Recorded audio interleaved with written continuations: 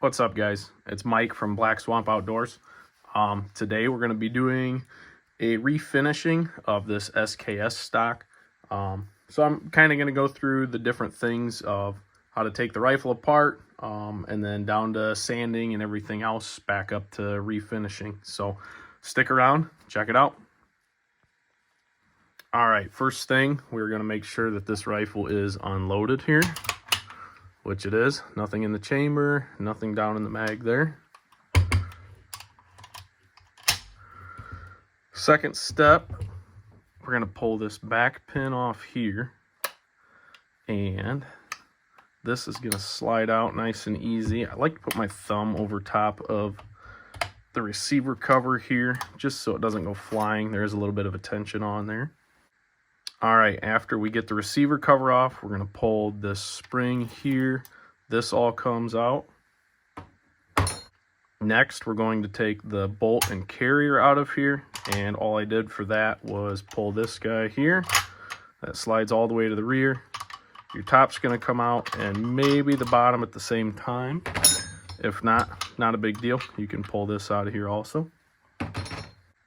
All right, so now that we have the rear of the rifle stripped, we're going to go ahead and go up front here to the gas piston. And right at the base of the rear sight, there is almost like a lever, I would call it. So you're going to pop that up, and there's a little notch here. Might be a little hard to see, but you want to get that lined up perfectly straight up and down in order to pull out your gas piston tube. And that should come out just like that. All right, next we are going to release the bottom of the mag and pull out the trigger grouping. First thing, I'm going to flip the rifle over here, and you want to put it into the safe position. And you can use just about anything to get these out.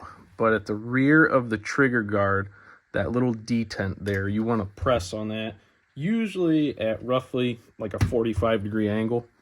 And that releases your trigger grouping then. As you can see, this one's still got quite a bit of cosmoline on it. Next, we're going to pull the magazine out, and since we already popped this guy loose, the whole thing kind of just levers out of there. It's a little rough. There it goes, just like that. So the last thing here is going to be your barrel and receiver. All right, to take the barrel off, we need to deploy the bayonet here. And normally I just put it at the 45. I don't have to flick it all the way out. And then just take a little bit of pressure with your thumb here at the base, anywhere on that receiver, honestly. And this is going to pivot out, and then you can pull that stock away. All right, now that we're down to the stock, we can go ahead and start refinishing.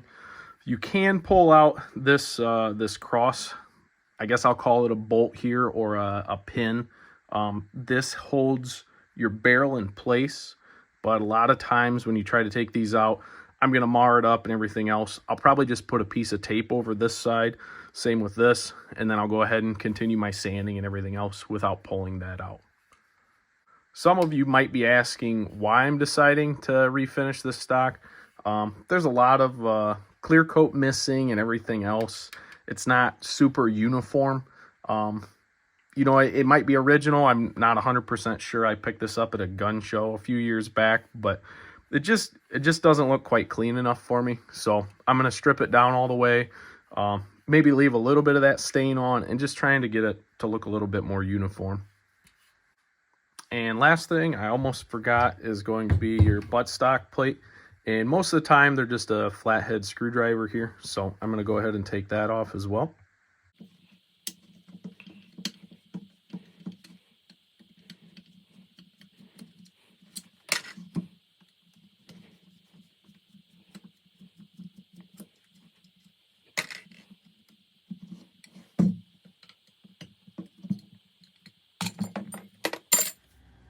All right, so the first thing that I want to do is remove this clear coat off of this rifle or stock. For my last SKS that I did, I used citrus strip, and that seemed to work pretty good. So we're going to go ahead and coat this side down. Give it about an hour or so just to soak in, and see if that pulls it off.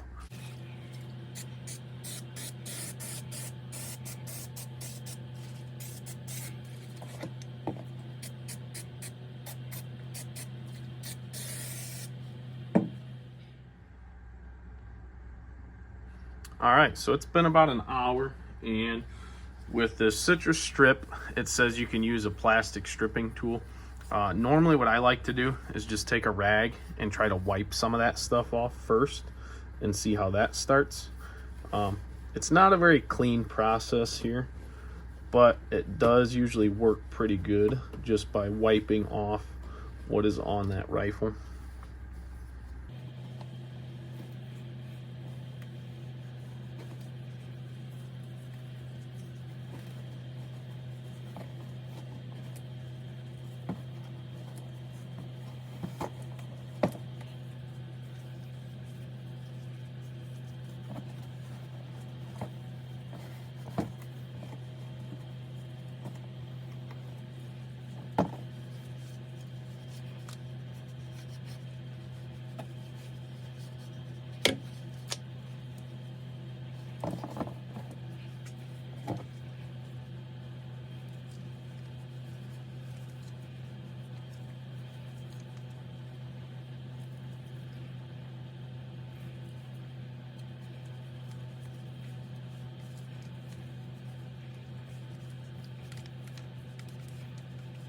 So I've got mostly everything off of this side of the stock. I'm gonna go ahead and hit it again with the citrus strip at least one more time, just to make sure we've got a nice clean surface before we start sanding.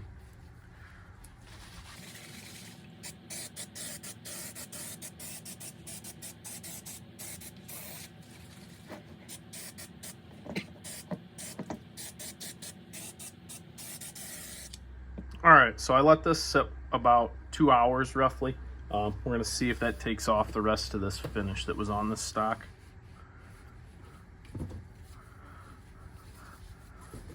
Yeah, it's getting in there now, you can see that.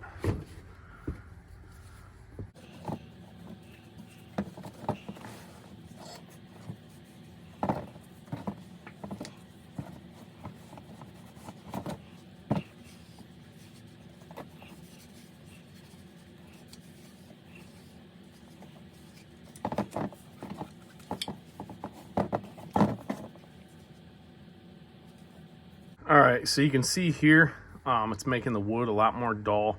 You can still see a couple of the thick spots where that finish is still on there, but that's really not a big issue. The main thing is just to get the majority of it. That way you don't have to spend many more hours sanding all of this stuff. So I think I'm gonna call this side good. I'm gonna flip over the other side and get a nice coat on here. Same thing, we're gonna let it set and do the same steps for this side. Once we get it all stripped, then we'll move on to sanding.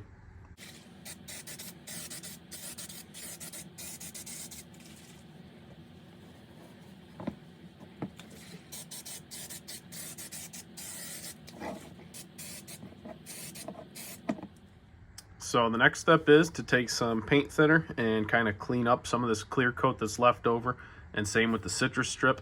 And then from there, we'll kind of assess it and see if it's ready for sanding.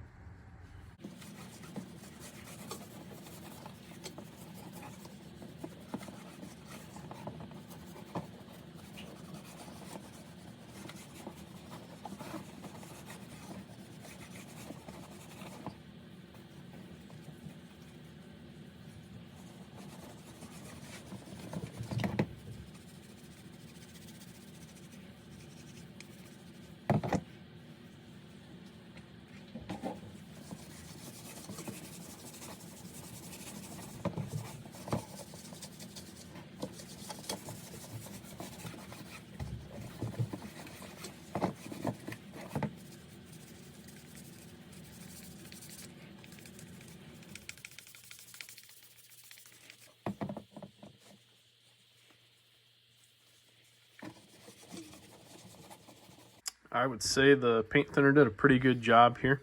You can see it doesn't have near as much of a sheen to it or anything like that. It's still a little bit tacky. I'll probably go ahead and start sanding and see what that does to it. It's probably gonna take me a few days to finish the rest of this up, but once I get it all sanded, I'll bring it back and we'll take a look at it from there.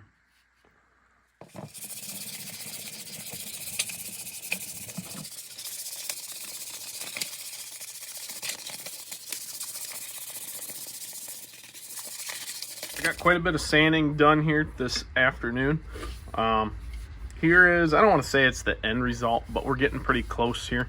The main thing that I was trying to do with this stock was, I didn't really explain it earlier, but it had a lot of, I guess I'll call them mill marks or saw marks, and you could clearly see those. Essentially, it's just a bunch of tiny little lines that go vertically through. And I think it's when they mill these stocks, or once they cut them, it kind of leaves that mark. You can actually kind of see a little bit here. I don't know if you'll be able to see it on camera. But that was the main thing that I was trying to go for. And then the second thing, like I did say in the beginning of the video, is the uniform look. Kind of having everything look the same. I am going to leave these little finger indents darker just to kind of give it a wear look. The main tools that I used to sand these, I just used a palm sander here, which anytime you're sanding a stock, you need to be extremely careful using any sort of a power sander. You don't want to take too much material off or alter that stock in any way. I don't use a ton of pressure when I do it. I used 120 grit sandpaper to get it to where it is now. I may hit it a little bit more with that, and then after that point, I'm going to hit it with some 220 just to kind of smooth it up a little bit, and then from there, next we'll go ahead and put some stain on it. So I've got the stock pretty much to my desired feel, and then same with the sanding as well. One thing I didn't mention as well is inside the stock, I really don't mess with that unless I need to for some reason. The gun or the barrel and the receiver fit really well inside of this right now, so I'm not going to sit here and screw it up for other than the reason of pulling the rifle apart and it looks the same on the inside as well. So we'll get right into staining here, and I've got some golden mahogany. And when you do staining and you're not super sure, which I'm not, I'm going to do a test strip, which the inside, that would be a pretty good place to do a test strip, but I think I'm going to like this. So I'm going to go ahead and just get a little bit here, and we're going to start on the bottom of the stock and see what that looks like.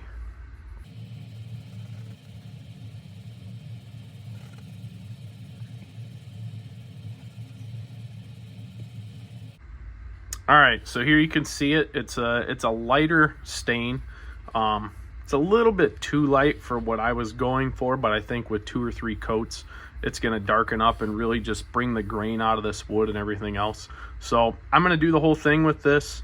Probably end up doing at least 2 coats. We'll kind of go from there and see what it looks like.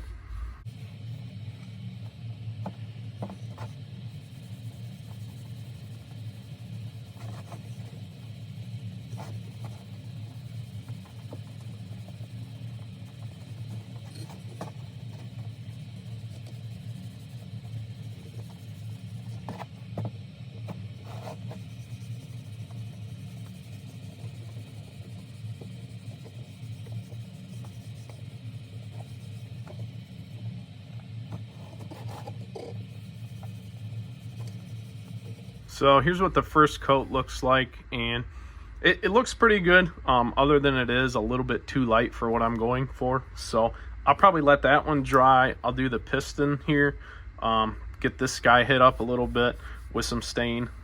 Same thing, just get 1 coat on it for now. We'll let both of them dry, and we'll come back after the second coat. So here's what I think I'm going to end up with. I've got to let it dry for 24 hours, so I'm going to look at it tomorrow and see if I want to go any darker. But I ended up doing that light mahogany on here, and then I added some mocha on top of that. So that really brought out these darker patterns here, which part of that is from me missing stain. Some of it's also just from wear of the rifle. So it really brought out the battle scars of this rifle, the dents and dings, the serial numbers on here as well. So I do like that fact. And then if you look closely, you really can't see any mill marks, anything like that. So I am very happy with that look as well, and the overall look of the stock. So we'll let this set. We'll check it out tomorrow and see if we want to go any darker. All right, so here's the end result for staining, and I think it turned out pretty good. I ended up going a little bit darker, put some more of that mocha on here. It kind of did hide some of the details in there, some of the battle scars a little bit more, but you still kind of see some of the bigger ones. But at the same time, that darker just kind of brings out more of a rich color to the stock, I think. So after this ends up drying a little bit more, we're going to go ahead and get the clear coat on it, and I'll just do a fast forward through that as well, just so you guys can kind of see that. I'll probably say a couple pointers on that as well. All right, so the stock's dry. What I've been using on a lot of my rifles is Birchwood Casey True Oil. You can buy it in a kit. It comes with some stain, this True Oil, and then a stock sheen in conditioner if you want it to look more shiny or more polished. But most of the time I just put this True Oil on there, kind of give it more of a satin finish over the top. And the way you're going to apply this is put some on a rag. You can also use your finger, it says, and then you're just going to go ahead and rub this right into the stock, and you're going to go with the grain the whole time. That first layer, it's really going to soak into that wood, but then after that, you'll really start to notice that it'll kind of leave it on the outside of the stock, and you'll start to see a little bit of a shine to it.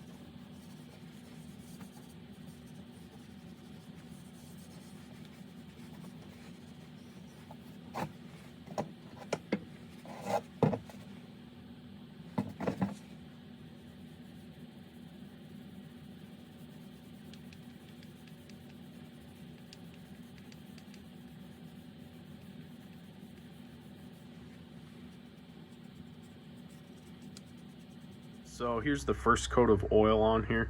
It looks pretty good. There are most of the stock kind of soaked up a lot of it, so you can't see a ton of sheen yet to it. One thing that you do want to watch for when you use this stuff is you can see this guy right here. Sometimes if you're not careful enough when you're pressing this on, you'll kind of get a buildup there. It's still a little tacky, so I'll probably wait for this to dry, and then I'll sand that down with some 400 grit sandpaper. But same thing is kind of like the stain. You just want to take your time with it. 2 or 3 coats. Normally that's gives it a nice sheen, good protection on there. Once I'm done with that, I'll bring this back and show you guys the end product. All right, so I ended up doing about 4 coats on this. You can see it's a little more shiny than what it was previously. I put a couple coats on there, and it just seemed like the grain of wood was really soaking it up. So I wanted to get a good coverage just over the whole rifle here. It's still, you can polish this up, and the best way to do that is take some steel wool, and you're just going to lightly press on here just to kind of get some of the roughness out of that. That'll give it more of a, I guess I'll call it a professional look.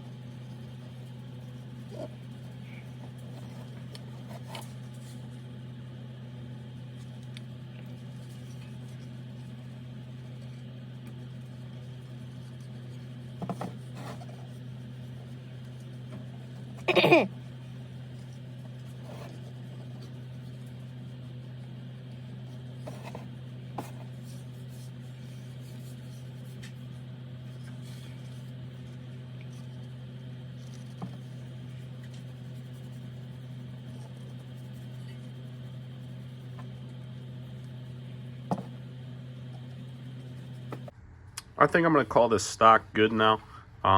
After using that steel wool on here, it kind of just smooths everything over. It's not near as shiny as what it was before I did that, but I'm not a huge fan of that gloss look. I kind of like more of a satin, but still got plenty of shine for me. I think it turned out great, so I think I'm going to leave it at this, and we'll start putting the rifle back together and see how it looks out in the sunlight.